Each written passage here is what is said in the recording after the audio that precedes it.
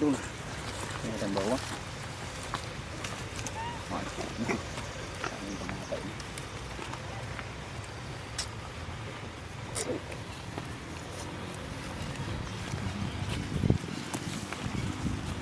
Ang bukon din.